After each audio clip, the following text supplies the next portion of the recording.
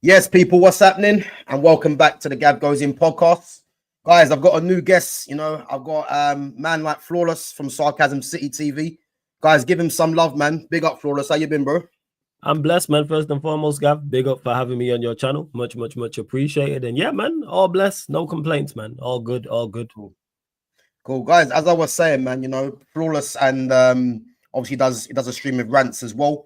Two guys that I've been watching ever since they first started YouTube, and they were massive, influences from me getting the channel. So just want to pay homage to obviously to Flawless and to Rants as well.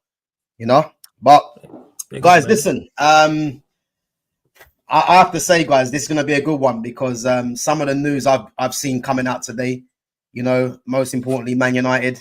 And I can see Flawless is laughing because we're both on the same page, And did I ever see this happening? I have to be honest, it was a long shot. Big up to Sham, big up to Reluctant Killer, two of my mods as well. Big up, guys, for coming on. But guys, did I see this coming? But Flawless, I want to ask you, bro. Let me know, Bruno Fernandes. Take it away, man. Bruno Fernandes. What do you want to know exactly about him? Because he's a very polarizing figure. Yeah, people love him. Some people hate him. Some people, that's what I'd say. Some people love him. Some people hate him. What do you want to know in particular?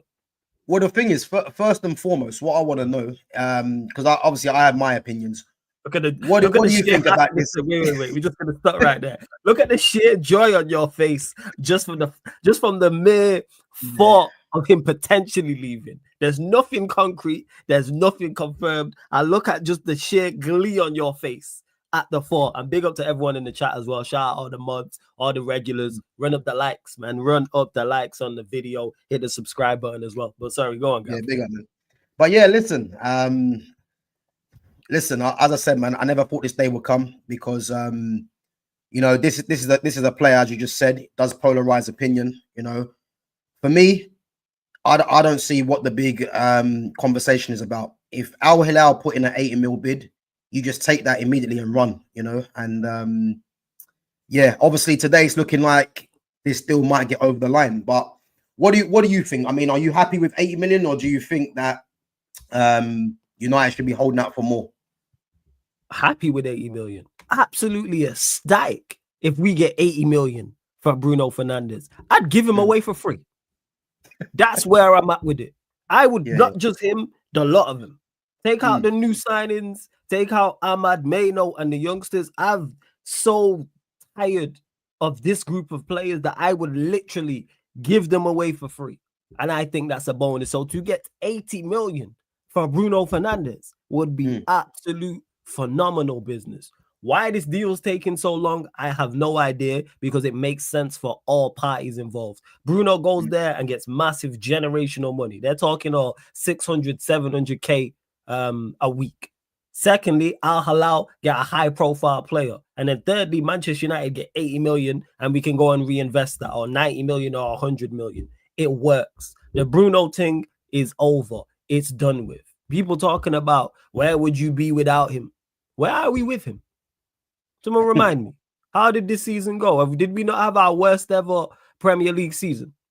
Has he not been a part in the last 3 out of the past 4 years? We've had 3 of our worst league finishes that he's been majorly a part of. All these embarrassing defeats that we've had, all these record-breaking defeats, minus goal difference, all of this negativity. And I'm not just solely blaming him, but guess what?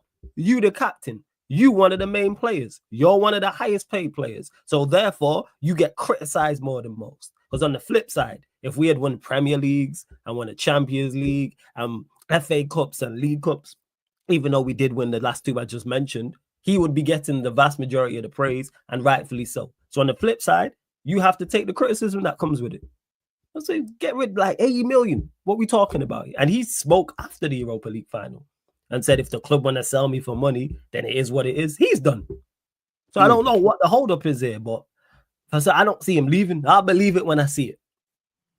Bro, listen, I couldn't disagree anymore. I mean, for me, as I said, I think when he first come into the club, I think a lot of these fans saw Bruno, as the savior, because if you remember at the time, it was Jesse Lingard playing as the 10.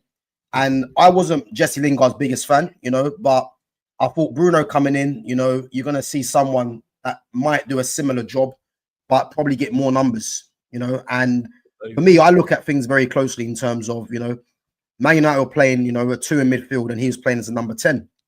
Now, a lot of people, and this is a symptom of what football's become now in terms of numbers, and I'm someone that, having played football for years, and coached, and watched football regularly, I will never allow someone to tell me, a player is useful because they're getting numbers. Because just like we know with many other systems as well, systems create goals. And, if you're taking out a certain player, then another player will come in and may not provide the amount of goals, but they could provide more assists and make the team better as a whole, And with someone like Bruno Fernandes, the amount of times he was emptying that midfield to get numbers, people will just use his numbers to have arguments with other fans about trying to justify why he's in the team. Now, again, as you said, if you look at Man United's last few finishes, he's been the captain and he's been the catalyst for that as well.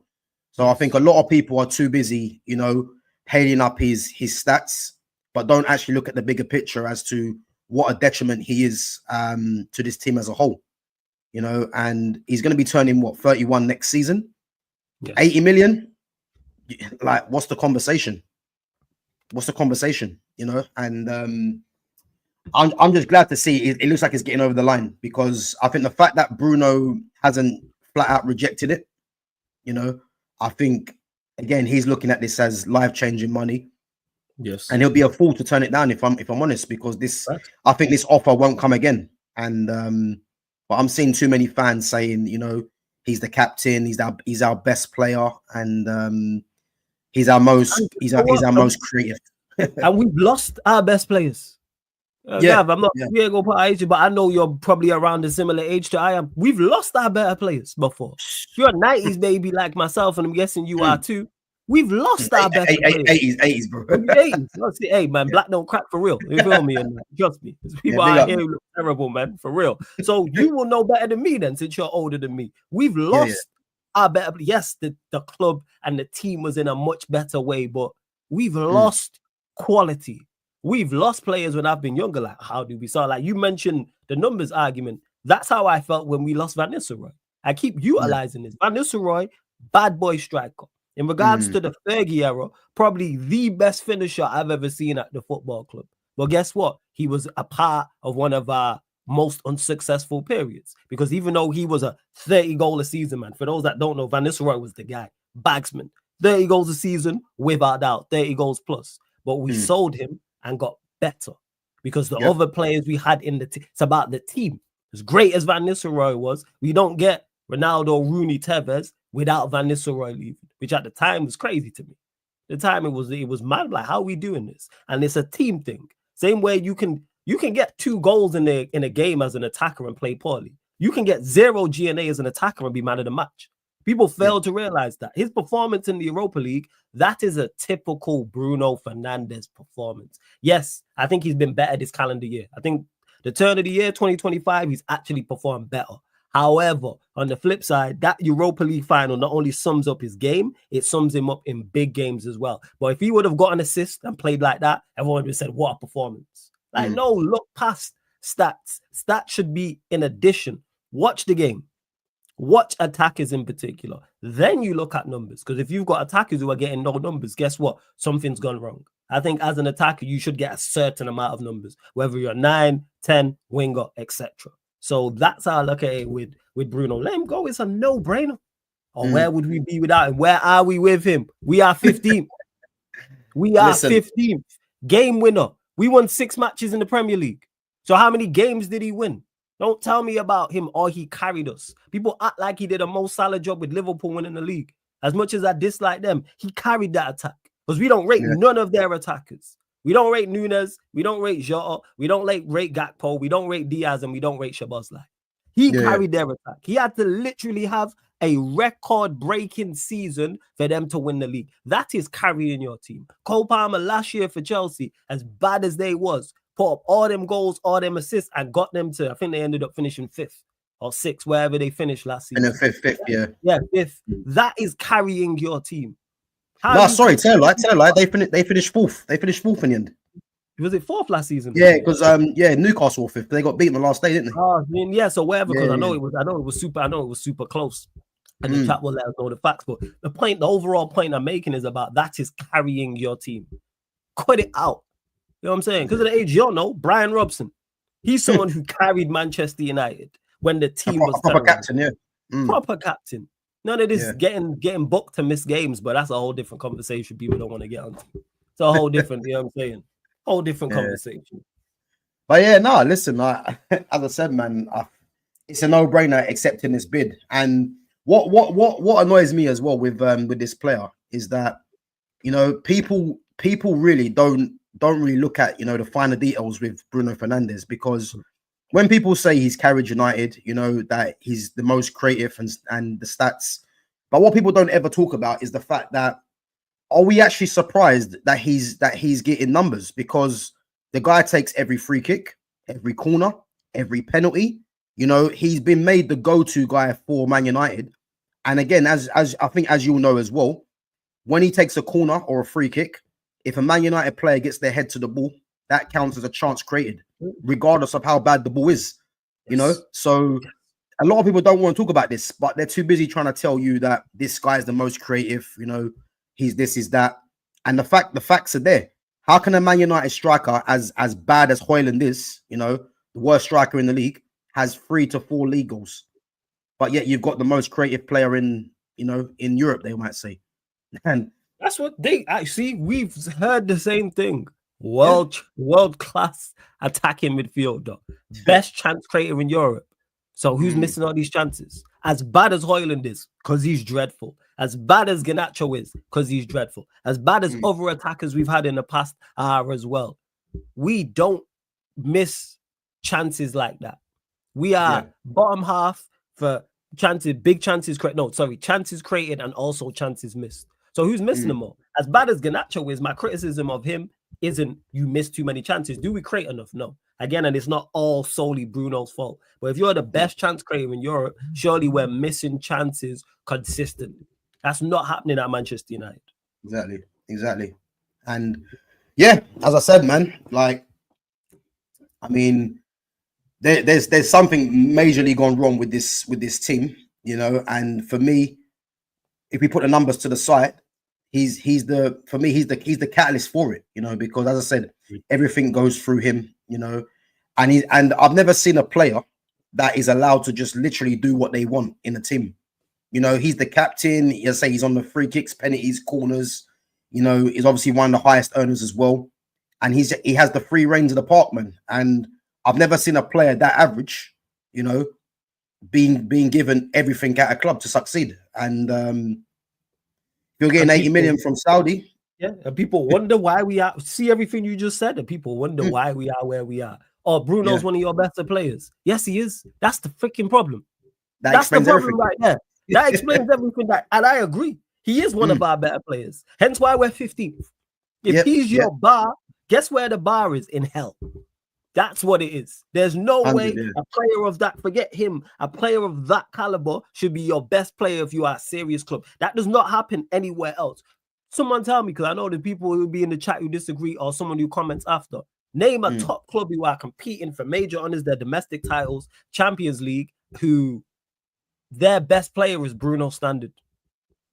Name me when City have been successful however many years. Bruno's been this level of their best player. Same with Liverpool when they've had their successful period. Barcelona, Real Madrid, Bayern Munich, us, Chelsea. Who is it? What best player? Who is he better than? Nowhere near a Mo Salah. Yeah. Nowhere even close to a Mo Salah. And I know they play different positions. So I'm just talking level of player, people. Yeah. Caliber, nowhere near. When Chelsea are at their best, nowhere near whoever you think their best player was, whether you think it was Drogba, whether you think it was Lampard, whoever the case may be. Barcelona, the greats you've seen, he's nowhere near your mouth. What are we doing? Not nowhere near a Pedri. To even mention them, Yamal and Bruno just doesn't sound right anyway. You know? When you start actually breaking it down and having real Yeah. conversations, you see how far away he is from the best group of. Take the best 2-3 players from the actual teams you rate, and then compare him. Nowhere near. What are we doing out here, man? No. Yeah. All right. Well, yeah. Bro, listen, man. As I said, I can't disagree, man, because I wanted this guy out for years, and it's looking like what is the actual breaking gonna... news? What's it saying? Is there anything new? Because so from what I've seen today, you know, Saudi have Al Hilal have said that they're willing to pay whatever it takes to get Bruno in terms of the 100 mil. So the news that's come out today is more or less saying that he's gonna go, and his agent is in Saudi right now, in Riyadh, trying to discuss. So the likelihood of him going, I would say, is about 90%. You know, unless he just comes out and does a complete U-turn, he's more or less going. You know, and as I said, man, I'm over the moon, man, because I didn't see this happening, and we have to thank Al Hilal that's stupid to come out of a bid of 100 mil and offer him 65 million a year. Don't do that, Gav. We trying to get rid of him, man. Best chance creator in Europe, man. He's the best chance creator in Europe. World class. He deserves more. He deserves better. It's United and the big bad wolf as to why he is the way he is. So, you know, is all my bad. Hilal, man, I'm joking. Yeah, we joke. Yeah, Gav's joking. All the top European clubs in would want him, but none of them came in for him. Interesting. There you go. But again, I don't blame Bruno as much, man. I blame a lot of these deluded fans, man, that seem to think this guy is, you know, is the best thing they've ever seen, and he's just a normal player, man. That's just got numbers at the extent of the team. You know what I mean? So good riddance, man. For me, you know, I won't be crying, put it that way. You know, definitely not. Celebration if it happens. 100, man, 100. But what I want to say, man, is what do you think in terms of, you know, so obviously there's been a lot of players that's been linked, you know. I have my preference, you know. There's one player, you know, that I think a lot of my chat will know this as well. There's one player that I'm looking at in particular that I think has been mentioned as well, but I don't think anyone's putting him to the top of the list. And for me, Carlos Baleba from Brighton. You know, I know people are talking about Edison, and I've heard people say Adam Wharton as well, who I'm a massive fan of. But I think if you look at that midfield now, you know, in terms of what was lost, you know, Fred wasn't someone that was highly respected from the fan base. You know, he was often seen as a scapegoat for me, you know. And to think that this club got rid of Fred to get in Yagati, who I mean, I've never seen a player so bad cost that much.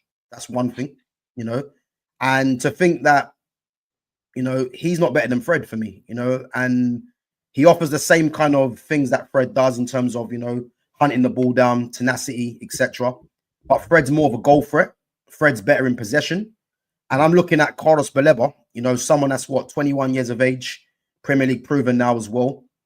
Probably going to cost, I would say, as we know, Brighton. You know, Brighton charge a lot for them. Yes, they will. I'm thinking, you know, I want to say about 80 million. Baleba might cost. You know, whether the Man United can do it over installments remains to be seen. But I think he should be made the main target purely because, as well, he's left-footed and adds balance to that midfield, and he'll be a perfect replacement for Fred. Yeah, but obviously there hasn't been really too much links towards Baleba. But what do you think, man? I mean, who's your preference? I'm a huge fan. Yeah, Baleba, huge fan, because he adds to our midfield and just that team overall what we lack, just in terms of raw athleticism. I've been saying this about Manchester United now all season. It's so glaring our lack of pace and power in this side. How we're in arguably the most athletic league, pace and power league in Europe, and our team is just lacks it. Like everybody else got people, and just again, forget footballing ability for a second, people. Look at the builds of all players, 100 meter, 200 meter runners. And we just got marathon runners and speed walkers. That's all we've got in our side. So you add a believer, not only does he add the pace, power, strength, athleticism, he's also technically very good as well. Technically very, very sound and can carry the ball, because we don't have that. We don't have people who can get on the ball. He's press resistant. He can turn a man off his strength and just drive with the ball, and we need to add more to our midfield. And if we were to sell Bruno, we would need more. But yeah, Saliba, and I think he'd be a great signing. It would just, the problem would be the price. But then if you do go and get Bruno, I mean, if you then sell Bruno, you can then use that money to go get a believer. But we need more in our midfield because it's so light in terms of the quality is not there, yes, but quantity. Yeah. Let's say hypothetically Bruno goes, that leaves you with Casemiro, Agate, Collier. That's it. Forget the quality of the three players. We should never be in a situation where we have three central midfielders and only two of them are senior. So we have two senior central midfielders on the board. That's how light we are in the area. And then you mentioned Agate limited. I think there's a space for him in the squad. We shouldn't have spent that much money on him. Casemiro, I like. Yeah, I think he, as we've seen in particular in the Europa League run, you can see his importance. And Collier, I think, is a good young player. So you'd have to go get Belieber. You have to go get another certified central midfielder. And then I think you then get a youngster. And then you've added three to that three, then you got six. Or you may even add two. Yeah. I think definitely two midfielders are definitely needed, you know. Yes. And also as well, we've not even mentioned, you know, because again, this system, I mean, I prefer 4-3-3, 4-2-3-1.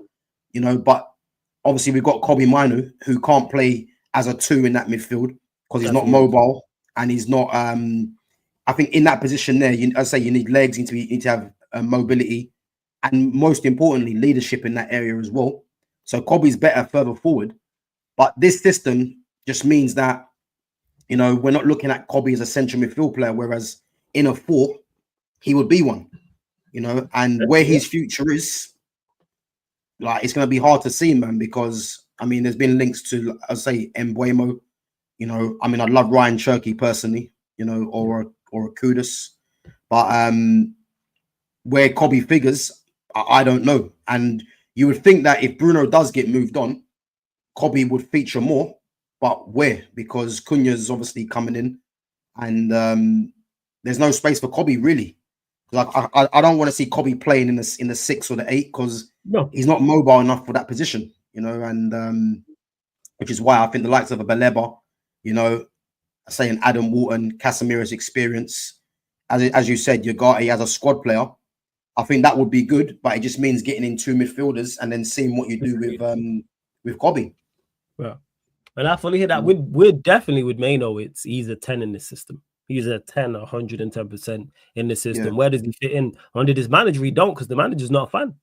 Shown that. The Europa League final was the final answer everybody had. If they had any doubts, that killed it dead. You're literally in a Europa League final. The attack is performing terribly. We are shocking going forward. Spurs are sat back. They're not attacking, so you don't have to worry from a defensive standpoint about conceding. You got Højlund. And you got Højlund out there stinking up the gym. You put on Garnacho before him. You put Maguire up front before him. So until this manager gets sacked, which I think will happen next season, because I don't think Amorim's going to make it to the summer of 2026, Mainoo's barely going to feature anyway. I'm all for competition for places, though, because you mentioned, obviously, Cunha's here. Let's say it is a Cherky, or it is an Mbeumo, or a Semenyo, or whoever has that right-sided 10. Then you would have Cunha, the new right-sided 10. You'd have Xerxes. You'd have Mainoo. That's a great 4 to choose from. Yeah. That's a great 4 10s to choose from. I'm all for that. Then you can add in Ahmad, who can also play the 10. Mount's rubbish. Let's forget about him. But those 4. So Manchester United need to get back to that in regards to competition for places. That's why I don't worry about when people say, oh, where's such and such going to play? Hey, you know what? If he's good enough, he'll play. Yeah. If he performs well. I don't want for too many years now, players have been complacent. You mentioned it talking about Bruno. Can do what he wants, free roll. His place has never been under threat. The entire time he's been here, never been dropped. And that's not just him. I'm like that across the board. If a player performs poorly, you should be dropped. But it's like players I can play terribly for 5, 6, 7, 8 games. How you play bad for 2 months and still keep you up? That would never happen.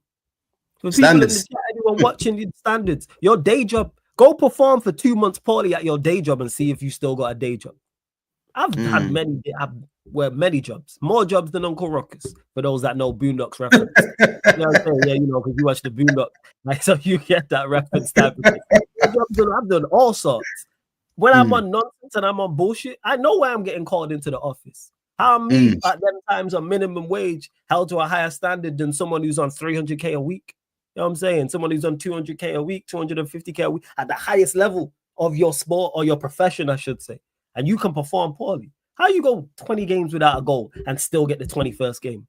What? Man, this is well, put it this way. We both know, yeah. If that was a certain black striker that went 20 odd games without a goal, he's not in the team. Yeah. So let's just call it what it is, man. You know, call it what it is. Insert Sol Campbell meme here. For those that don't know, insert Sol Campbell meme here. You know what it is. We good old Sol, man. Yeah. Yeah, listen. Man. It's a color thing. It's a color thing. Yeah. Listen, we know what it is, man. The same reason why Paul Pogba got forced out, Eric Bailly, Jadon Sancho, Martial, Fred.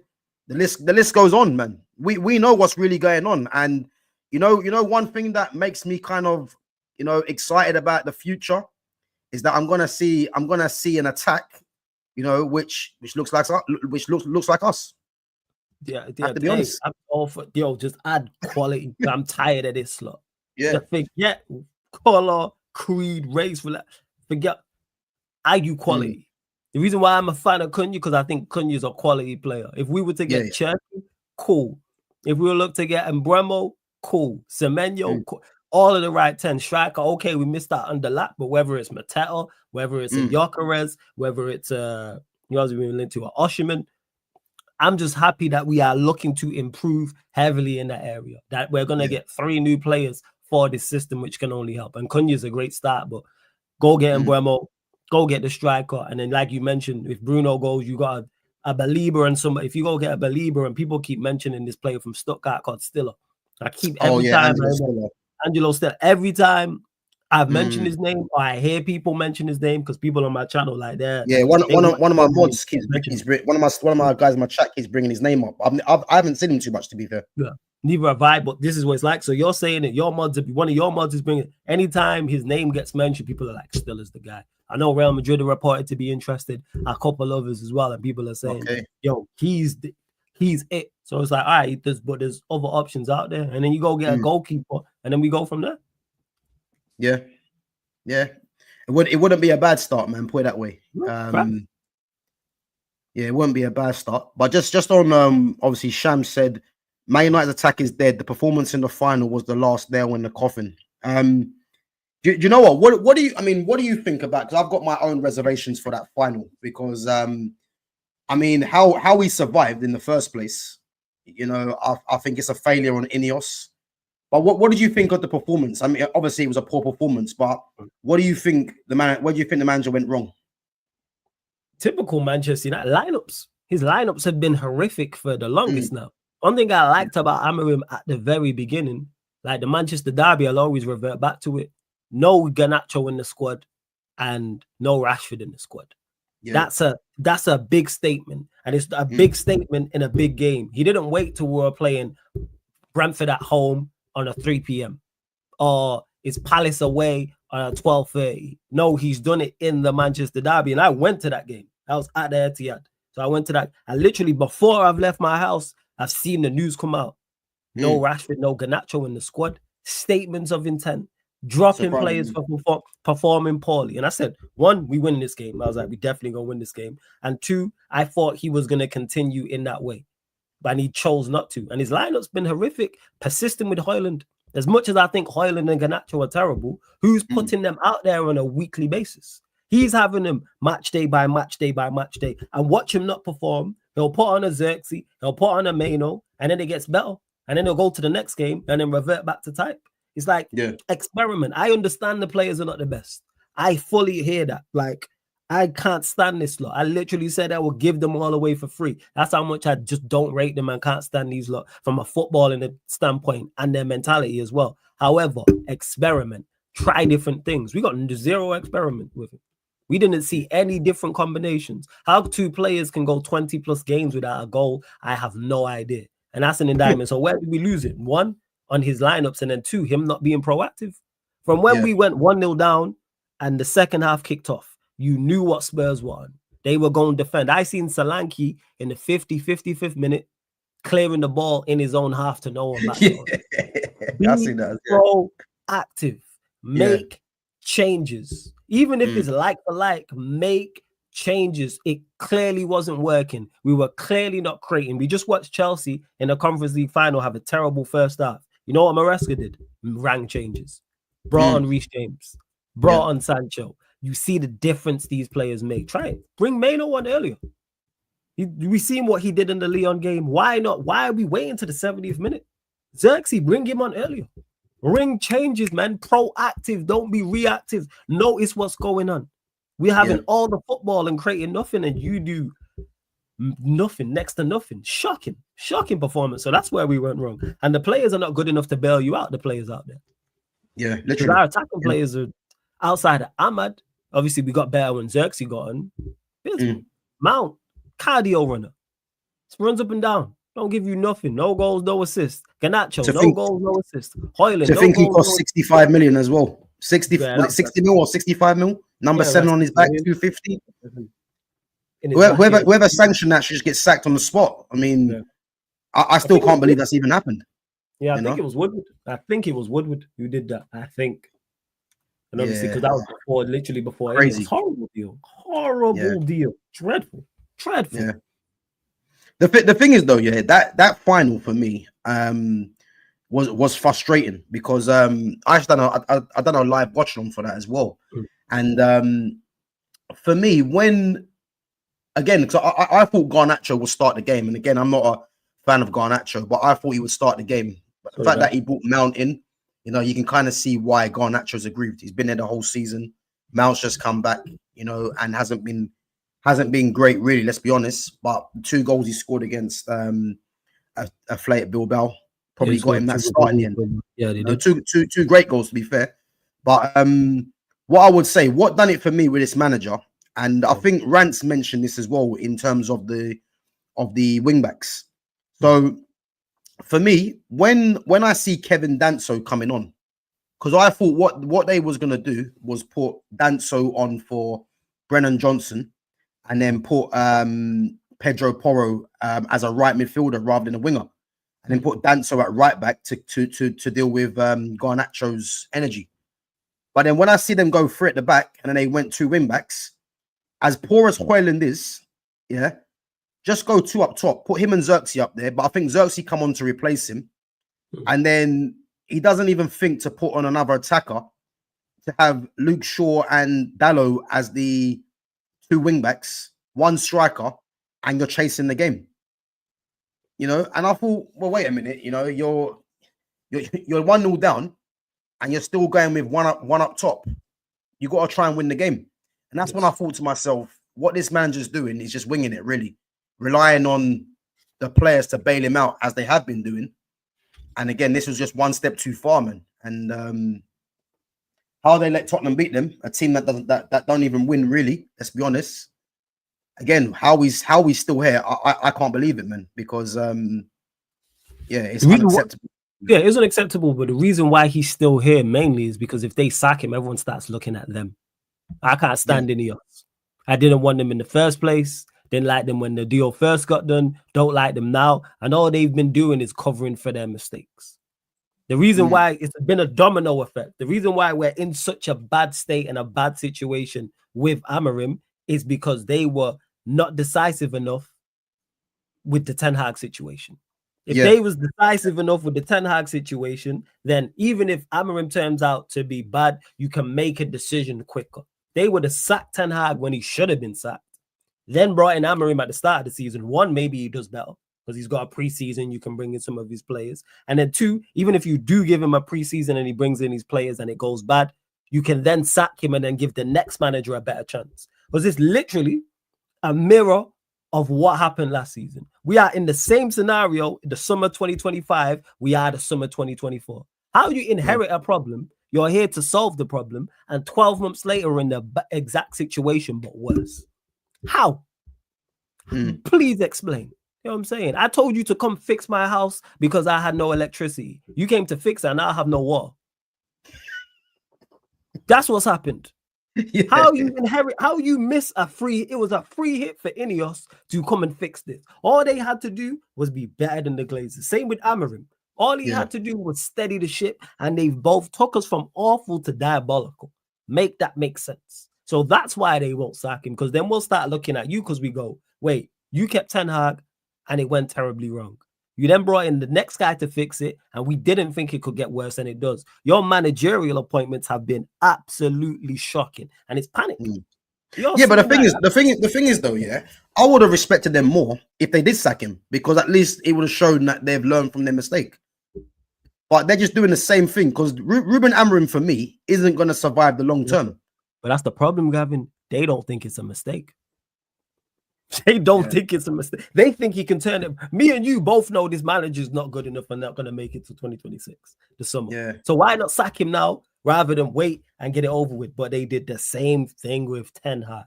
We all knew Ten Hag wasn't going to make it to the summer of 2025. Sack him now, bring in a new manager, but they waited. And he was so bad that they gave him 2 managers alongside him. I've been watching football a long time. I've never seen it where they was like, we are babysitting you. They brought in 2 managers, not one. They didn't go get an assistant. They didn't go get a reserve team coach. Van Nistelrooy was managing in the Netherlands. Rene Hack was managing in the Netherlands, and they went and got them both to put him alongside him. This is how much you don't trust this. How's your supervisor got 2 supervisors? Yeah, literally. Make that, and then you wonder why it goes wrong. And then you take time to say, because we had 3 international breaks. They had platinum opportunities to sack this man, and they waited and they waited and they waited. And then they brought in Amorim, and then people want to say, well, they issued Amorim an ultimatum. Amorim's also to blame too. He didn't have to join. No one put a gun to his head. He didn't have to join Manchester United. But again, this is the kind of nonsense that I can't stand hearing. You know, people saying he needs his own players and all this other rubbish. It's like he chose to come here. As you said, there was no gun to his head. And the funny thing is that you know, any manager in world football, you know, doesn't just get given their own players. Apart from if you're at like the likes of Real Madrid, you know, any manager, you look at Pep, you look at Klopp, and then even the reason these guys got their own players, they'll just give you talent. Real Madrid, they don't even give you players like that. They'll just give you, they'll give you the most talented players and say, hey, you know what? Make it work. Make it work. Make it work. It's like make it work. So yeah, this whole thing about he should get all his players. Yes, you need better players to do it, but you have to work with what you have. Manage. Like all he had to do was steady the ship. If we were sat in 10th, I wouldn't be happy, but I'll go, all right, these players are terrible. He came in, he did better than Ten Hag. Let's move these players on. Let's get him some better players. I can see what he's building and what he's doing. I don't see anything. And I like Amorim, my fan, but I don't see anything. Don't see anything. Yeah, listen, it's a joke, man. And yeah, I think, you know, when he first came in, again, he wasn't my first choice, and I was excited, but I was more excited to get rid of Ten Hag and then someone else coming in, because I gave up with this manager a long time ago. You know, his selections, you know, his ludicrous press conferences where he just blatantly lying to us, you know. And then I said when he went and then Amorim came in, I thought, you know what? I think where I kind of lost it with Amorim is that I'm thinking this manager's going to come in and play the right way and at least play the better players. I have to say he's just a Portuguese Ten Hag from what he's been doing, because he's playing the same players that Ten Hag played, and they're playing worse football, and he's getting less points and conceding more. And to make you think as well, yeah, this manager before the Aston Villa game, where again they should have lost that game if it wasn't for poor refereeing from disallowing the Morgan Rogers goal. This is a manager that's got 9 points in 2025. Jesus, 9 points in 2025, you know, and this is a manager that these fans want to keep. You know, these fans, you know, the majority of this fan base, they deserve everything they're getting right now. You know, because if standards were upheld, this manager's gone regardless. You know, and yeah, ridiculous. Trust me, I hear you. Like it is, it's crazy. 9 points, and people will look at you or look at me when we say, "Hey, you know what? This manager's not good enough." Like it's the players. No, the players are bad. They're not this bad. Just steady the ship. That's all. Don't ask me. I dislike when people lie and be like, yeah, I thought no, when he got here, you didn't expect us to finish the season in 15th. You didn't expect us to get 9 points in the calendar year of 2025. Stop it. No, you didn't. You didn't expect us to not get back-to-back wins. You didn't expect us to have minus goal difference. Stop it. You did not think these things. Stop it. Stop it. Just get one in the chat. Nigel, big up for coming on, Nigel, man. New subscriber in the house. I think someone's pretty already answered it already. So we're both, unfortunately, Man United fans. Man United. Yeah, Man United fans. But yeah, listen, it's not good times for the club. But as I said, man, some news today that we've seen. You know, hopefully this gets over the line, and United can start making some serious signings to take the club back on track, man. You know, and even, I mean, people were saying top 6. I mean, I'm not even looking at that. I'm just looking at a cohesive team to play some good football. That's all I want. Not much to ask. Be it you both, Gav, but people start talking. Oh, the rebuild's massive. If you're talking about taking us from where we're at now to Premier Leagues and Champions Leagues, yes, cohesive football. Hey, let's start with back-to-back wins. Hey, one further. Let's just get positive goal difference because we still owe the Premier League goals. How about we just start there and then build from there? How about a top half finish? How about a cohesive attacking unit that I go, all right, we're actually going to create and score goals over a league season because we've not cracked 60 league goals. I think it's in 3-4 years now. Let's start there, please. Oh, no, actually, I'll tell her like, yeah, I think it's 60. Yeah, we've not cracked. I think the last one to do that was when it was Martial, Greenwood, and Rashford, I believe. Yeah. That's the last time we cracked over 70 was during the lockdown. Please let me just start there. Please just run me, just 65 league goals. Like, let's go there. Some more clean sheets. Competent team off the ball. Let's have some routine home victories next season. Jesus, like people did. Again, we're not asking for I'm not asking for top 6, trophies. None of that. All that will come. Yeah. Well, as I said, man, if they bring in the right players, man, then everything should fall into place. Hopefully, but you know what? I want to talk about. I mean, obviously, I'm just reading Shams' thing now. So it said it took until mid-March for Højlund to end his 21-game goalless streak. That tells you more about Amorim and his selection/tactics. I'm not sure if you've seen Man United play today against the Hong Kong, is it All-Stars team?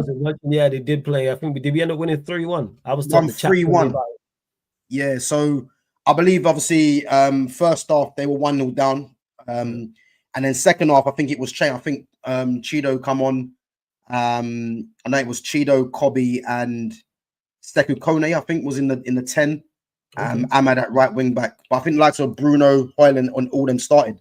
So Chido coming out with 2 goals to embarrass Højlund. So I mean, this striker here, yeah. I mean, my chat, they'll know where I'm going with this, yeah. I actually cannot believe that they pushed out Anthony Martial for this guy, first and foremost, giving him number 9 as well, not even giving Xerxes the respect to put 9 on his back and letting Højlund take it. Nice. 72 million, and his return is what? 3-4 league goals, 21 games goalless streak. Well, I mean, I already know your views anyway, but what do you think is going to be the issue going forward with this player? Do you reckon they get him out in the summer? I think we do. I think we can get him out because he's actually there's been concrete links of him moving away. I think it was Inter Milan was one, I think Juventus was another, and I think Atalanta was. I heard Napoli as well. Napoli, that was the one as well. I heard Napoli. So see what I'm saying? So there's enough noise surrounding him. Because word to my guy Bayesian Pops, who says this all the time. Every pot has a cover. For as bad as we think these players are, or any in particular player is, there's a team, manager, coaches that's out there willing to buy. Why it makes no sense to me. Because I look at Højlund and go, why would you want him at your football club? He does nothing of note. But clearly these teams have looked at it and gone, well, he does something like it's the same with Garnacho as well, with Chelsea and Napoli being interested in him. I'm like, why? But that's their lookout. So yeah, with Højlund, it's a question of just getting him gone. Can we sell him? Yes. Or it might even be a loan thing, which is cool. I just want him gone. At the start of next season, come mid-August, when the Premier League season kicks off, he does not need to be at Manchester. Vacate that number 9. I'm saying, you see, numbers 7, 8, 9, and 10, get them all gone. Number 7 will probably stay. The rest of them could potentially go. If we could get 8, 9, and 10 gone, phenomenal window. Phenomenal window. If our number 8, number 9, number 10 is vacant, I go, hey, you know what? Props. You lot did the business in the window. I agree, man. I agree. I mean, to think that 7, 8, 9, and 10 are in the hands of, I'll go as far as saying, you know, 4 of the most, well, 2 of them are definitely overrated, and the other 2 are 2 of the poorest players in the squad. Yes, that's fair. You know, I've never seen this. You know what I mean? I've never seen this. It's madness, man. It's madness. But yeah, it's looking like at least one of them possibly could stay. You know, but I've been hearing that Mason Mount might actually go on loan as well. I hope so. Did you hear any clubs? Just give me the number. The clubs. Say again? Did you hear about who the clubs were? Were there any clubs interested, or was it just a loan you've heard the news about? I mean, there was links to I think it might have been Bayer Leverkusen, because they're obviously losing. Ten Hag's there. Hey, Ten Hag, come get your guys, man. Come get your guys. Florian Wirtz as well. So yes, yeah. Come get your guys, man. Come get your guys. All will be forgiven, man, if he comes and does this. You know, because Garnacho's been linked there as well. You know, I mean, can we see Garnacho and Mason Mount both go in there? It's a long shot, but Ten Hag, if you're watching, man, listen. No, come get your guys. Loan thing, man. Come get your guys, man. Loan, obligation to buy, man. Let's do it. Yeah, let's do it. I don't think even he's that dumb enough to do that, man. To be fair, but no. Give him the credit he deserves for being stupid. He's dumb enough. He's dumb enough, guys. Don't do that. He's definitely he's signed. Listen, we can hope, man. We can hope. Facts. We can hope. But one thing's for certain. I think I heard something about with Højlund. I think because of how much he cost, I think for Man United, I think to break even, they've got to sell him for at least, I think about 30 or 40 mil or something like that. So do what needs to be done. Whether it's loan, whether it's transfer fee, we got ample players to sell. Like just Rashford, Anthony, Sancho alone should be, if let's say Rashford they're saying is 40 million, Sancho 25, and let's say Garnacho is 15. I mean, not Garnacho, Anthony's 15. That's 80 mil. Yeah. 80 million of just those. The thing is, though, I want Sancho to come back, though. I think you had a bit of a difference. Never mind. Yo, Garnacho. The reason why I don't want Sancho to come back, not because of his lack of talent. He don't want to be here. Yeah.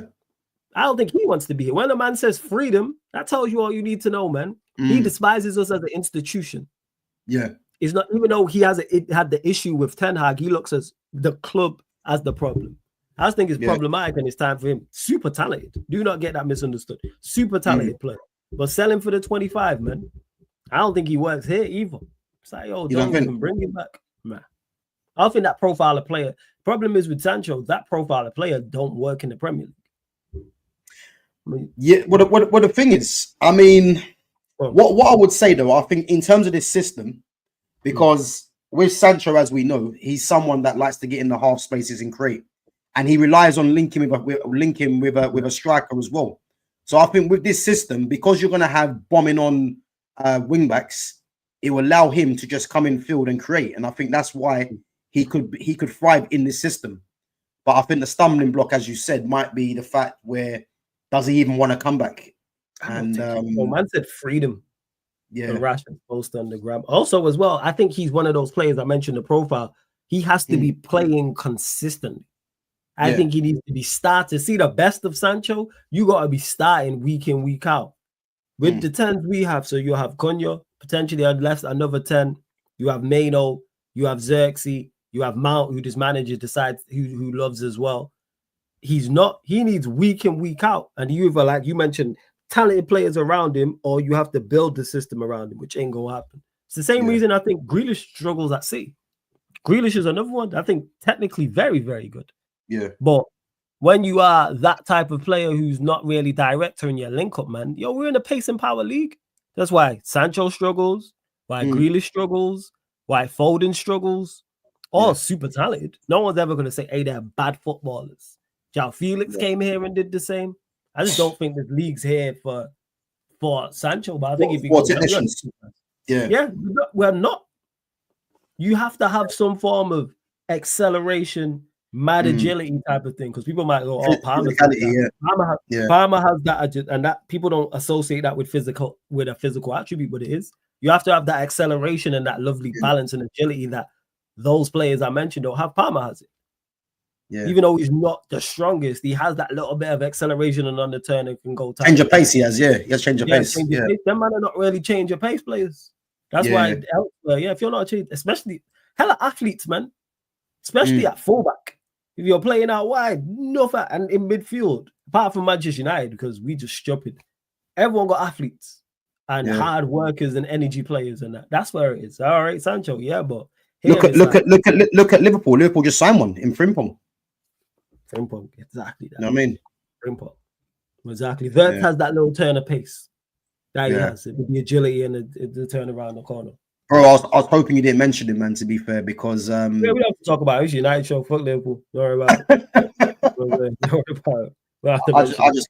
I just can't believe, man. I'm gonna be watching him with a red shirt on, and it's not Man United's. You know.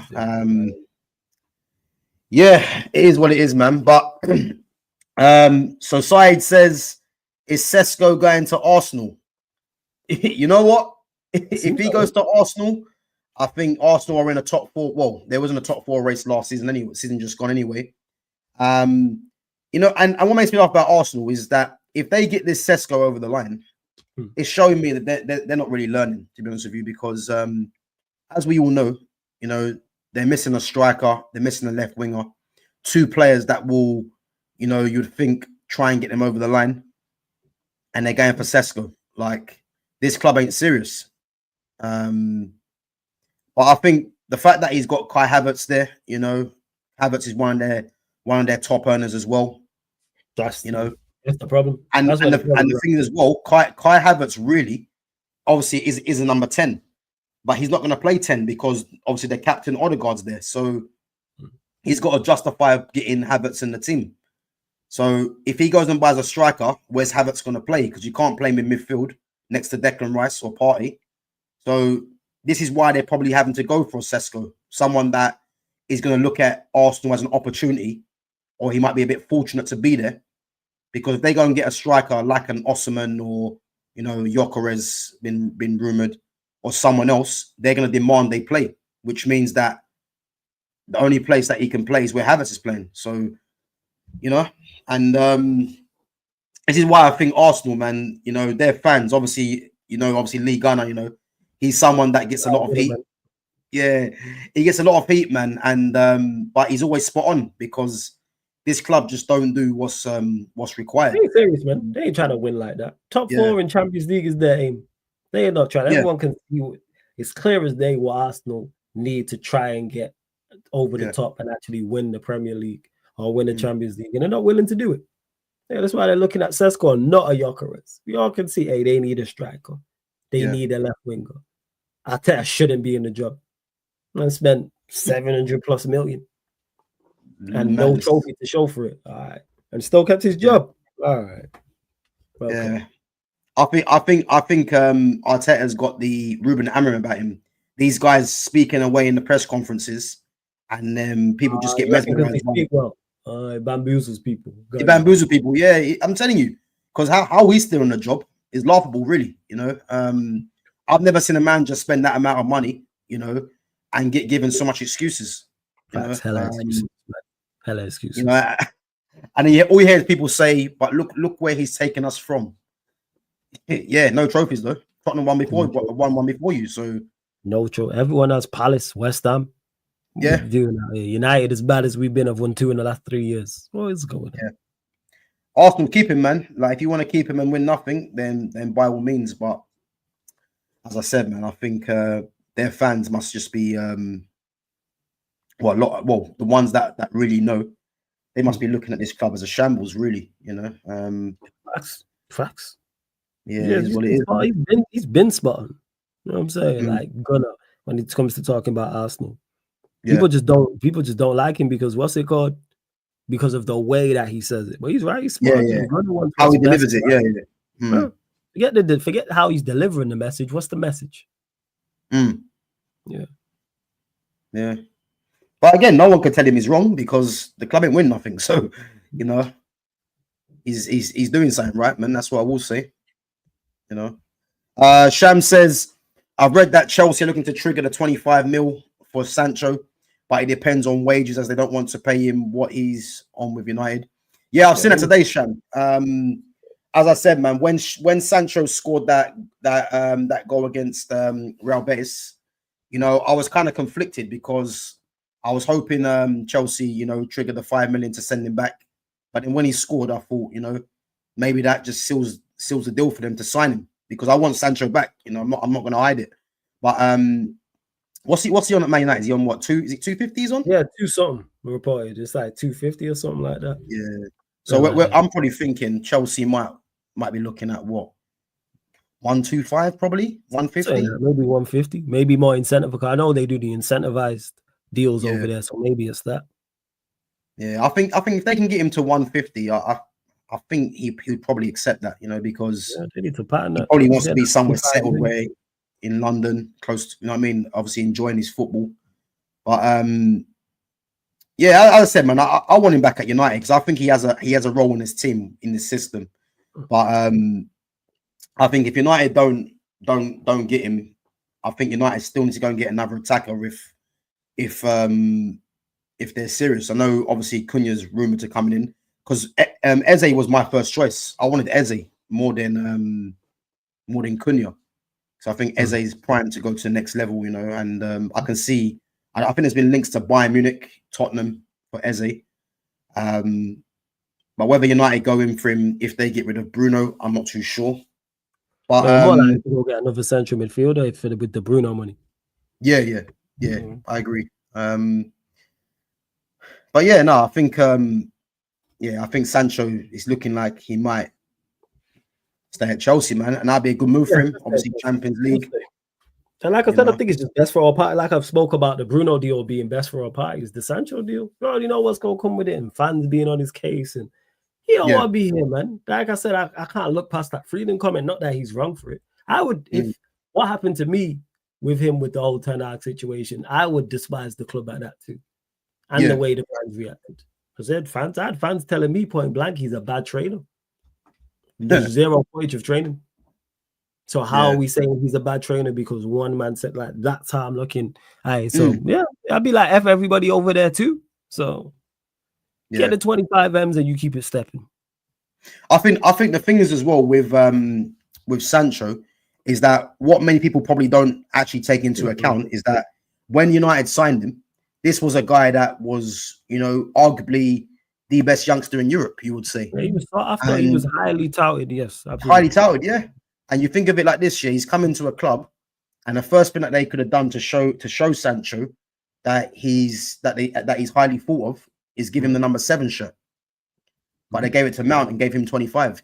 You know what I mean? So yeah, I think if I'm Sancho, I'm looking at the club thinking, that they've shown him a massive disrespect, you know, but it's the only time I've been unsuccessful in my playing career. Everywhere else, he's had success and played well to an extent. 2 stints at Dortmund. Chelsea, even though he started off very well, he had a bit of a downer period. He's then obviously ended up winning a trophy as well. The only time I've been questioned heavily is here. Why would I go back? Yeah, why would I go back? And the thing is as well, when he came on against Real Betis, you know, like I watched that whole game and I said, you know, because I can't stand Madueke. I think Madueke is he's poor. He's poor, man. And the thing with Madueke is that he was up against I think Senegalese right back Sabali. And Sabali's he's an athlete, you know, he's quite physical, you know, he's quite quick as well. And Madueke was on that left-hand side, and I said, Madueke ain't getting any change out of this guy. And Sancho coming on and changing the game, because Sancho's not someone that is gonna, you know, just put it down the line and just try and take you on at every opportunity. You know, he wants to link. And he was giving Sabali something else to think about. And again, people that try to compare Sancho with a lot of the wingers that we see in today's football, you know, is why he gets a lot of criticism as well, because they just expect him to get out of his feet and just run fullback. He can run. He's never going to do that because he's got a football intelligence about him, you know. And as I said, I think players like this, man, they just need to be protected as long as they can because football's infested now with just athletes. case managers. Yeah, athletes. Yeah, athlete game. It's an athletic game. That's what it is. And the football Yeah, kind of man. second, which is where you need a blend. Big up Broderick as well. You need a blend. The most successful teams have a blend of players who are not only athletic but also technically good as well. Yeah. But you know what? Who would you like to bring anyway as Man United's next striker? Who do you think would be a good bet? I mean, top of the list. Speaking of that, Oshiman. Oh, you like Oshiman, top of my list. Oshiman's top of my list. Yes, just simply because of I mentioned it there. Athleticism through the roof, raw athleticism, pace, power, nuisance, constantly on the move, and I think because of that, he'd be a great foil for the tens because he's just running channels and spinning in behind, and he's forcing the defenders. Never want to. You mentioned about playing football earlier. Defenders never want to. As a defensive player, you never want to be facing your own goal. Oshiman does that in abundance all the time, which then creates more space for whether it's Konya, whoever the right 10 is, whether it's Maino, Xerxes, etc., etc. So I look at it and I think it's a statement of intent too. I think Oshiman gives everybody a lift like, oh, United is serious. Not that I'm against. I would have been happy with Delap, would be happy with the Mateta as well, be happy with Gyökeres, but Oshiman would be top of my list. Okay. I mean, you know what it is with Oshiman, yeah? I do think Oshiman, you know, is a goal scorer. You know, I do think as well that he's someone that would be a massive upgrade, which ain't really hard, to be honest. Let's be honest, on Rasmus Højlund. I think I wanted Liam Delap. You know, I wanted Delap to come through, but I mean, could I see him choosing Chelsea once they got Champions League? I think it was an obvious one for him, but I would say Mateta is a good one. You know, obviously Premier League proven as well, and I think that someone like Mateta, for me, I think experience. You know, 28 years of age, and I think he's someone as well that will definitely challenge the likes of, you know, the midfielders in the team that some people label that don't really put crosses in the box and stuff like that. And I think again, he's someone for me that is the outstanding player to go for. You know, I think again, my preferred choice was John Duran. I think when John Duran was at Aston Villa, I was always saying, you know what, get John Duran in. But obviously John Duran's in Saudi, so that's not going to happen. Even though I do think he does come back to Europe in the next couple of seasons. But I'm looking around the striker market now, and this is the problem in football now because there ain't too many top strikers about. You're looking at the likes of Harry Kane, Lewandowski, both the wrong side of 30. Then you've got the next batch of the Isaks and Haaland. You ain't getting them. Yeah. Then there's the Osmans, the Gyökeres. And then I think just below that, or maybe on par, is the Matetas now, you would say. Yeah, I think you have to, and this is where the recruitment team, scouts, directors of football, technical directors, they all have to earn their money now. Go and earn them. Because there's no obvious ones. Obviously, me and you can pick Mateta or Oshiman or Gyökeres or, hey, go Saudi and get Duran. Go Saudi and get Ivan Toney. That's obvious. That's not what you're paid to do. You're not paid to point out the obvious. You're paid thousands of pounds a week to go unearth gems. Go get Mateta. Go get me someone who's Mateta level who's half the price. Go get me someone who's Oshiman like, who's half the price. Same with Gyökeres, same with Duran, same with Toney, etc. Because there's a striker now that none of us are mentioning that come this time next year, 2026, we're going to be like, yeah, go get him. Gyökeres was here. Gyökeres was in the country at Coventry in the championship. Nobody was talking about it. How we all missing, but Sporting figured it out. Yeah. Yo, like something's gone wrong there. How can this guy be literally in the championship doing well and nobody in the Premier League, all the scouts that would have watched him, all the technical directors and directors of football that know him, go no. And then he goes to Portugal and does that. I'm looking at my scout, like, how you missed this? And now he's going to cost 70 million. If you would have got him straight from Coventry, what would he have cost? How much did he go there for? I know it wasn't a lot. So that's how I'm looking at. Go find More than 10 million. There we go. 20, we're talking 20 M's. How we missed that? That's why when people say, oh, there's no value in the market, the obvious market, yes. But is there strikers out there? Yeah, because there's going to be someone in 2026 we're talking about. Because no one we're talking about Gyökeres when he was here. Nobody. Yeah. Let me say that. Very, very few, because there is some footballing aliens who were. But for the vast majority, no. Yeah. I mean, I'd seen him play, but never did I think, you know, he was someone for the Premier League, you know. But again, I don't even want Gyökeres, but I think for what's out there, again, he's one of the names that's mentioned, you know. And the funny thing is, when you said actually about, you know, this is what the scouts are paid to do, Aston Villa. I mean, the fact that they've sold Duran to Saudi, they've actually signed another young striker from Feyenoord. I don't know if you've heard of him. I think it's Zeppakino Redmond. I think he's only 18. So they've signed him, and I'm thinking their track record of getting players in, you know, he could be another one that we're talking about in the next couple of seasons. Yes. Yeah, it could be. And if they do, props to the scouts for going to do that. That's what I'm saying. That's why I don't hear this value. No, nonsense. If there's no value in the market, you're not looking hard enough. There's thousands of players, 100,000s of players applying their trade across the world. And if you're a top club, can get everywhere. You can scout literally on any continent on the globe. Are you telling me you can't find a striker that fits our Manchester United? Nonsense. You're not fit for purpose then, if that's the case. You can go everywhere, whether it's the UK, whether it's Europe, whether it's Africa, whether it's the Caribbean, whether it's South America, whether it's North America, whether it's Asia. The list goes on. You got ample players to go and scout. Go find one. And we ain't even looking for the creme de la creme. We're just looking for a competent striker. That's it. Just run me a competent striker who can get me 12 to 15 goals, some assists, and be a foil for others. That's it. That's all. Yeah. But going back to that, I mean, this is why I can't stand the talk about, you know, you see a lot of fans saying Xerxes not a striker. I mean, I'm not quite sure where this nonsense has come from, because Xerxes has always been a striker. It's just that in this system, the manager is just hell bent on playing him in a 10, and because Xerxes is a great footballer, that's why he can play there. But this system, if they weren't playing this 3-4-2-1 nonsense, Xerxes would be playing back as a striker.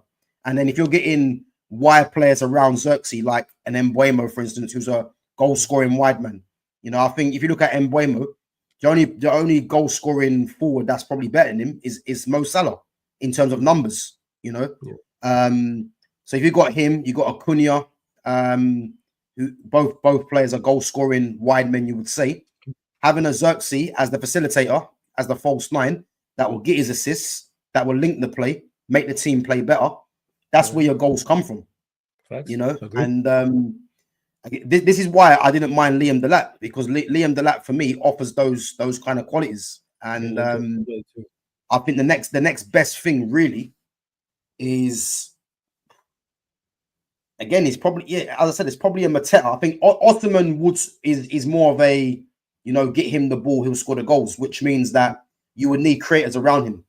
Because I think if you've got an Ottoman in there, you'd want probably a Ryan Cherky rather than an Mbeumo. You know what I mean? I know what you're saying. And to go on to Broderick's comment about Cunha could do it as our 9 for the season, I hear that, but I think Cunha's in his system is not a 9. I think he's a 10, because even myself, I didn't really know that Cunha had that much to his game before he come to England. Because watching him at Atletico Madrid, he was playing as a 9.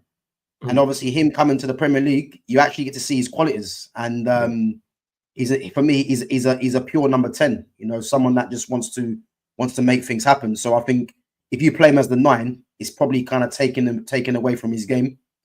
Whereas, as I say, someone like Xerxes, for me, is a 9 still in a different system for sure.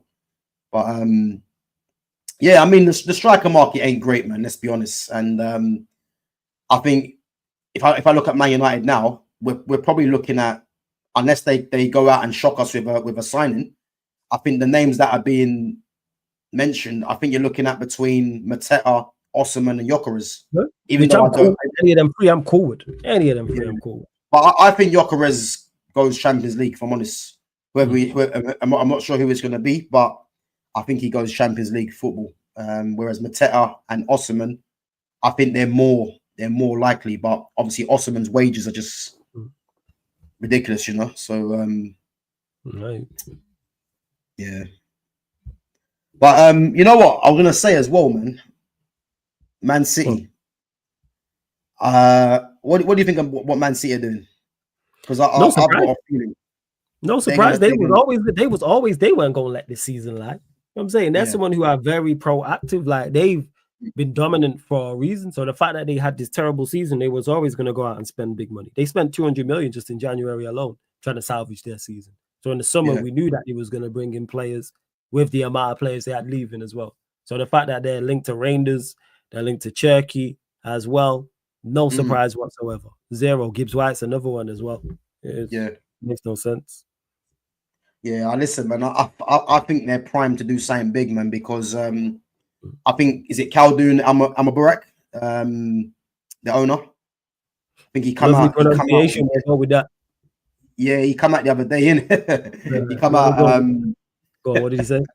I think I got it right anyway. Yeah, Khaldoon. No, you landed that. Yeah. He come out the other day. I think it might have been yesterday, saying. I mean, if anyone's got the quotes, put that in the chat. But I think it was something along the lines of, you know, they weren't happy with their season. They know their targets, and more or less they're going to make it happen. And because I was saying on a stream before, I said if they get Wirtz and Reinders, you know, for me that makes them the title favourites. To think that they're in for Turkey as more or less the Wirtz replacement for less money as well. I think, they're going to be up there because you got Rodri coming back as well. I mean, that Kusanov, to be fair, you know, he's a young defender still trying to learn his trade in the game. But I think, you know, he could be better next season. They got that Vitor Reis they bought as well from Palmeiras, Brazilian defender. But I think Rodri's the key. And if they get Reinders next to Rodri and they get Turkey in there, Savinho, Mamouche, and then you got Aït-Nouri at left back who they've been linked to as well. Oh, sorry, Aït-Nouri as well. You know what? Yeah, they're gonna take some stopping, man. But the thing is as well, though, I was saying because I'm thinking about Liverpool, because I know obviously Wirtz is over the line. The same with Jeremy Frimpong as well, and they're looking at Kirkers. You know what? I think they might go to three at the back. You know. You reckon he changes his system? I don't think he changes his system after winning the league. The reason I say that, is because we know that Frimpong obviously isn't a great defender and he's more adept at playing as a wingback. And they've been linked to, and again, is a player that I want United to sign from Red Bull Leipzig, Castello Lukeba. Do you know Lukeba from Leipzig? No, never heard of him. So there was a stat out there saying that Lukeba, I can't remember what stat it was, but Lukeba tops Virgil van Dijk. I think it might be ball recoverers or something like that. It might be, and he's a left-sided centre back. So I'm thinking centre back, but you say it because they need a centre back anyway. But it is a potential option if you do get. Because remember they were chasing Levi Cole for some reason. Yeah, because I think they didn't know what was 100% going on because they're short in that area. Because if you look at it, it's only Kanate, Van Dijk, and then Kwanzaa and obviously Gomez is out. Kwanzaa got that ain't strong enough. So you need another centre back anyway. This is why they got linked to Holston before he went to Real Madrid. But I'm thinking if he signed a centre back, I could see that happening.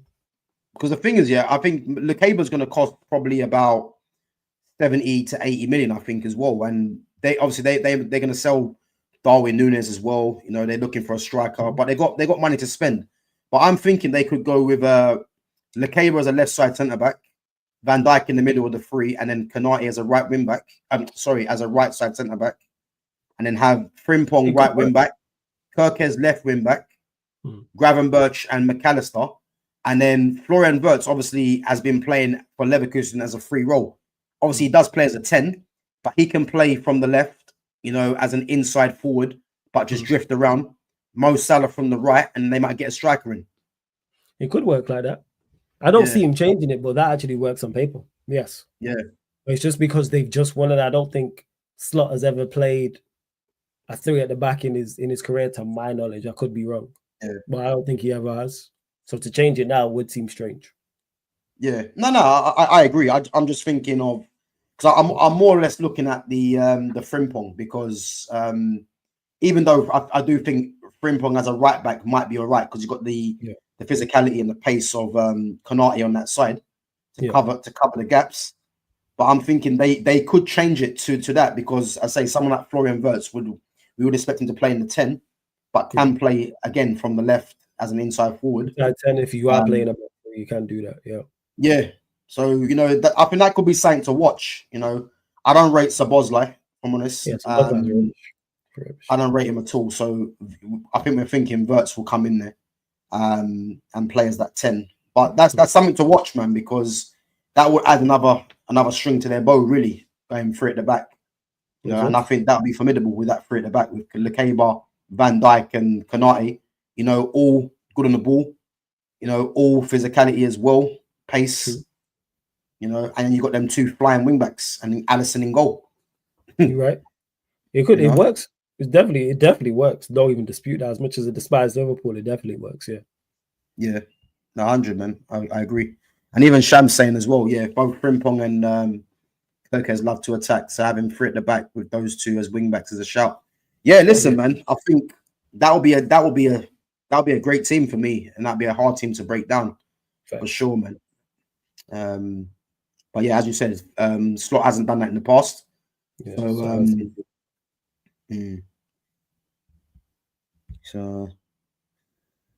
but yeah, man. What do you think of Reinders though? You think Reinders would be a good signing for City? From what I've heard about him, I've not watched him like that. You know what I'm saying? I've not watched him, but everything I hear is good things.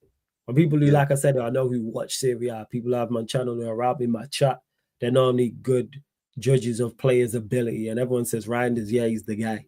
So we'll see. And City don't normally miss two, even though actually their past couple windows ain't been the best.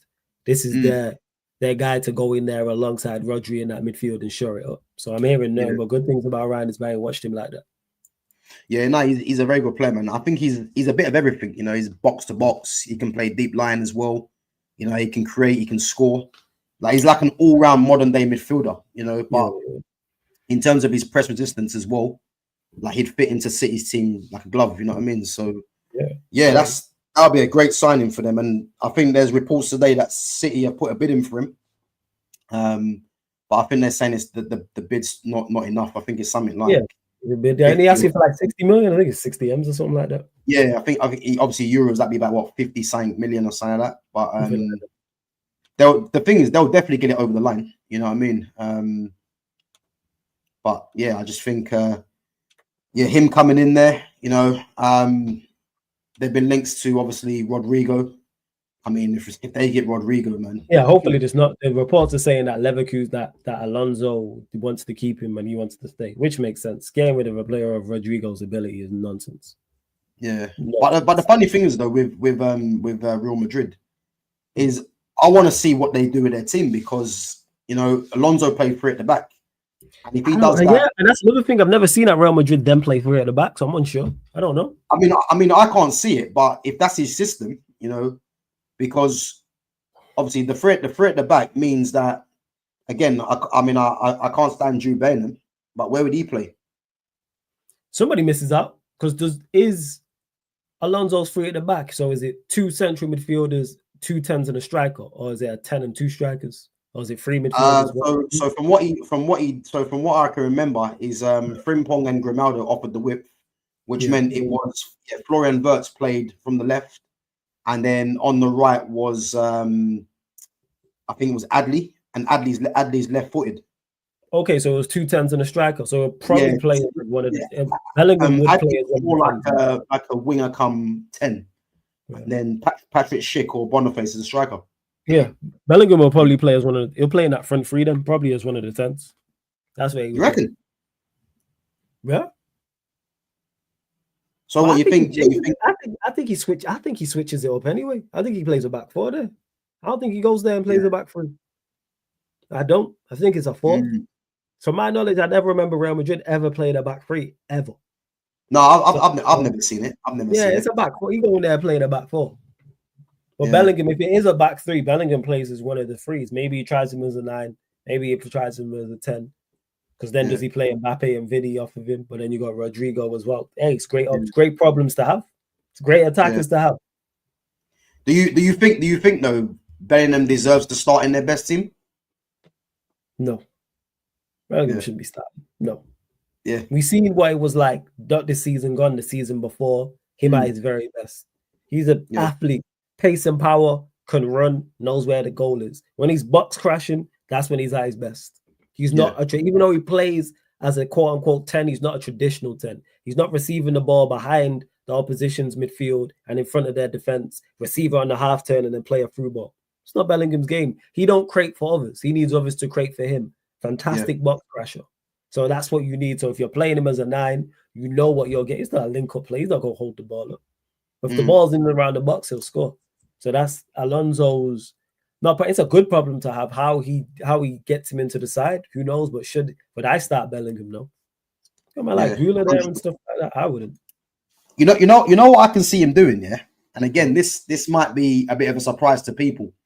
If he does play a 3 at the back, yeah, I think obviously Huijsen's just gone there. You got Huijsen, Rudiger, and you got the young Raul Asensio. Eder Militao obviously still out injured. So that 3 there, I mean, pick and choose really. But I think in terms of the wing backs, I mean, you got Danny Carvajal and obviously Trent's gone there now as well. And then they're trying to sign Alvaro Fernandez, obviously formerly Man United, now at Benfica. And then I think the midfield, because the three up top, I think what he could do, Mbappe and Vini, as we both know, are left wingers anyway. But I think because of their profile, both of them have to play. But you know who I think he could play on the right, which could be a direct the same as what they had at Leverkusen. Arda Güler. Yeah, Arda Güler is left-footed. So he could play Güler, Vini, and Mbappe, which means, again, because I think Rodrigo has to go, because Rodrigo out of Mbappe, Vini, and Bellingham is the best player in terms of football-wise. But he's got the lesser profile out of all those. So his standing in the game isn't as big as what those 3 are, which is why I think he has to leave. So I can see him playing like Güler, Mbappe, Vini, and then the 3 in midfield, Valverde, Camavinga, Tchouaméni, because that gives you defensive stability, which will allow the they got great problems to have, man. They also been linked to Stiller as well. Great problems to have. I'd love to be able to how am I playing out of Tchouaméni, Camavinga, Valverde? Like that's great problems. Great problems to have. Yeah, but yeah, it's gonna be interesting. But I think as I said, we've never seen them play 3 at the back. So if he does go for the 4, it's probably looking like a similar team to what Ancelotti probably played. But again, how can a player like Arda Güler remain, as a sub again? You'd think he'd want to move on. That's what happens when you got talent. Someone gonna miss out. Yeah, mad, absolutely mad. But I mean, what a problem that is to have, man. You would say fantastic problem to have. Fantastic.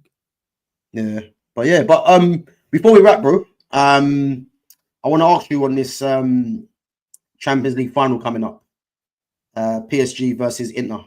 Who you going for? The whole time I was leaning towards Inter Milan. The semi-finals, even before they got through against Barca, I was like, the winner's coming from that tie. But the way they tailed off towards the end of the season, more so the way they lost the Scudetto, that's leading me to momentum in football is a major thing. And PSG are on a high. Obviously, they're on for a treble. Also looking because they won the Coupe de France. Also looking to win their first Champions League as well. So I'm leaning towards PSG. Yeah. I mean, I can't complain, man, because Inter Milan was because obviously my team was Barca. I'm a massive fan of Barcelona, and I thought they would win it, but they messed up against Inter Milan in that second leg, that high line, and not taking their chances.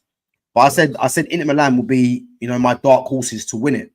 But I think I can't look past PSG, man. I think in terms of the football, they've played the best football. They've got arguably for me the most balanced midfield 3 in Vitinha, Fabian Ruiz, João Neves. And I think in terms of that front 3 as well, you know, they're very fluent. And I think Kvaratskhelia one-on-one is a problem. Ousmane Dembele, in terms of his numbers, you know, he's probably I think he's got the most numbers in 2025. Dembele's on top, man. He's been on point. Yeah, and again, what a masterstroke it is from Enrique, because I never saw Dembele playing through the middle, you know, and the way he drops off and links the play, you know, you can see why Enrique's doing that. I mean, they've got the two best fullbacks in world football, Nuno Mendes and Hakimi. Nuno Mendes, yeah, like from the days, very, very good. Nuno Mendes, yeah. So both defensively and offensively. Hakimi's a bit suspect defensively, but Nuno Mendes in particular getting fought with both very, very good, very, very good. Yeah, I think there isn't much weakness. You know, Donnarumma in goal as well. I think their centre back. I think Pacho. I think he's underrated. You know, I think a lot of people. Pacho was I think he's getting his ratings because of the run there online. People are like, hey, he's performed well, Pacho, which he has done. Yeah, because he's replaced Kimpembe, because Kimpembe was their left-sided centre back, and obviously he don't really play no more. But I think he's been solid. Obviously, their captain Marquinhos as well. But I think it's not going to be an easy game for PSG. But I think they get over the line, man, and win that long-awaited Champions League for sure. Agreed. Yeah. So, who do you think? Who do you think? If PSG win, you reckon the Ballon d'Or goes to one of them? Or have you got an outright winner? I think if PSG win, Dembele gets Ballon d'Or. If Inter Milan win, I have no idea, because they don't really have a standout PR candidate to go and get. They had a Dembele in their side. They don't have an attacker that everyone, you know, it's all PR and glitz and glamour. They don't have a star name in their attack. There's no reason why Barella shouldn't be able to go and win it if they do win the Champions League. So Dembele, if PSG win it, if Inter Milan win it, it's up for grabs. Yeah, no, I agree, man. Because I think Yamal and Rafinha for me were the front runners. And the thing is, if we're giving it to the absolute best player, then Yamal wins it every day of the week. Yes. But I think, as we know, a lot of it depends on Champions League and numbers. You know, and League, you know, it's been all types of nonsense that don't matter. Yeah, and I think the fact that Dembele's in the final, you know, he's got the numbers in 2025 and the Champions League. I think he could be, as you said, man, one of the favourites to win it. But but I think if Inter Milan win it, I think they'll probably just give it to who knows actually. Sure. Got to figure out who knows. Not sure. I think Sham, one of the guys in my chat, he's a Liverpool fan. He reckons that Mo Salah should get it, but I'm not so sure, man. I know he's got the numbers in the Premier League, but I don't think he should be getting it, if I'm honest, man, for sure. But Killer said, if Inter Milan win, then Yamal would have a chance at winning. Yeah, Yamal should win it for me anyway. It opens the door. It definitely opens the door if Inter Milan win it for Yamal. Well, without doubt. Yeah, I mean, what a player he is, man. Quality, top quality. Yeah, 17 years of age, man, and he's a key player for club and country. He's the guy for both. The guy. Yeah, literally. So, what a player, man. I think obviously it's talk about William Esteval as well, rivaling him, Desiree Doué. But if I'm honest, I don't think both of them players anywhere. You're the guy, man. It's Yamal. You're the guy. Yamal the guy. Yeah, 100. But yeah, guys, listen up. Big up yourselves for coming on, man. Flawless, big up, bro, for coming on, man. Great little stream, man. Been going for an hour and a half. I know Flawless has got some. Obviously, he's got another couple streams later tonight, haven't you? But yeah. Live on the channel, Sarcasm City TV. People go subscribe to the YouTube channel. Appreciate you having me on, though, Gav, man. Appreciate it. Big up, run up the lights anytime, man. The subscribe button. Yeah, anytime, man. But guys, make sure you follow Sarcasm City and check out his streams tonight as well. Is one at 9 o'clock tonight? Yeah, one at 9. There's one at 9 p.m., one at 11 p.m. So 2 streams tonight. Sarcasm City TV, YouTube. There's a schedule there, people. So you know all the shows that are coming up. Follow the playback as well. That's the same. www.playback.tv/Sarcasm City TV. Where there's more watch-alongs over there, NBA content over there, gaming, etc. Cool, man. Yeah. No, yeah, I'll definitely come through tonight, man, at 9 o'clock and have a watch of that as well, man. Yeah, man, yeah, guys, big up yourselves, man, for coming on each and every time. Big up all the mods, I think we got 13 likes on the channel. That's good. which is decent, you know. Obviously just trying to build the channel and Of course. go on to bigger and better things as well. But yeah, as I said, guys, we'll try and get Flawless on back again. Obviously, he's got a busy schedule, man. But make sure you guys show him some love, give him some support.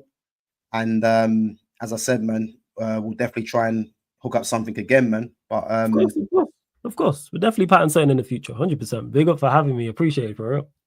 Yeah, no worries, man. No worries. But guys, I'm gonna be live probably back tomorrow. Probably gonna do the reaction to the Champions League final between PSG and Inter Milan. So yeah, I will set up the schedule, but make sure you guys come through. And again, man, yeah, big up yourselves for coming on and contributing to the channel. And big up Flawless every time. And I'll catch you guys in a bit. Big up. Take it easy.